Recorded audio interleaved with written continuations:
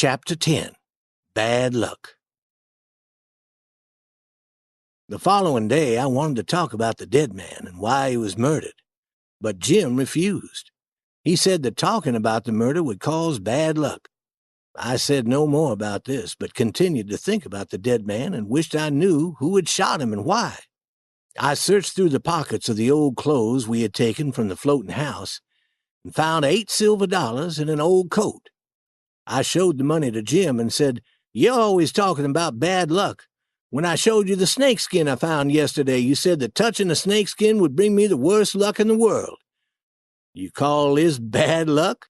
We found all those clothes and other supplies in that old house, and now we have $8 silver. I wish I had this kind of bad luck every day."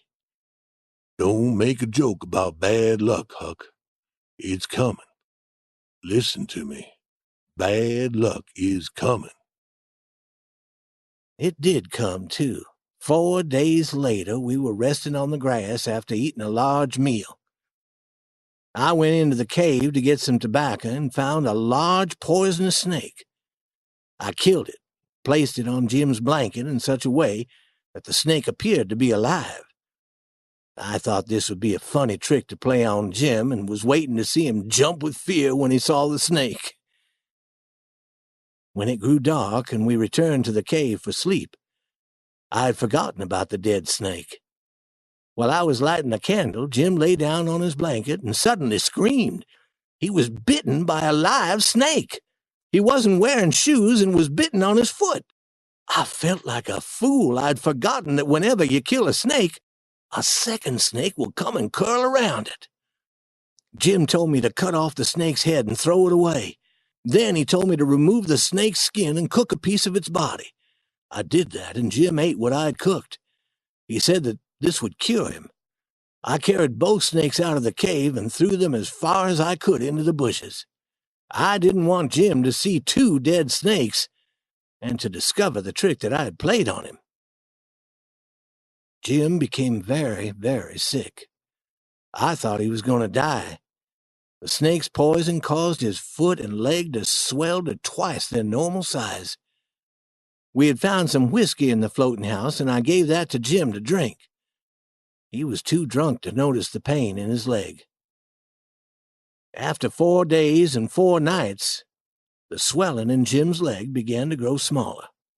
He felt less pain and was able to walk again.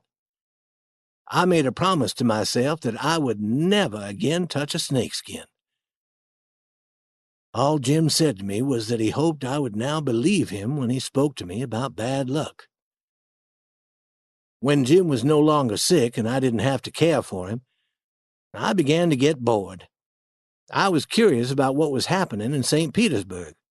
What were they talking about? People continued to talk about me? I told Jim that I wanted to return to the town for a day or 2. Jim liked the idea, but said that I would have to go when it was dark and that I had to be careful. He said that no one would recognize me if I dressed up like a girl, and I agreed. I rolled up my trousers and put on a girl's dress and hat that we had found in the floating house. All day I practiced acting like a girl until I could do it quite well. When it grew dark, I went in the canoe to the shore near the far end of town. I saw a light in a small cabin that had been empty for years. I looked in the window and saw a woman that I did not know. She was a stranger in this town, which was lucky for me. I began to worry the people who knew me would recognize me, even though I was dressed like a girl. I decided that this woman would be able to tell me all I wanted to know about what was being said in the town. I knocked on the door and tried to remember that I was a girl.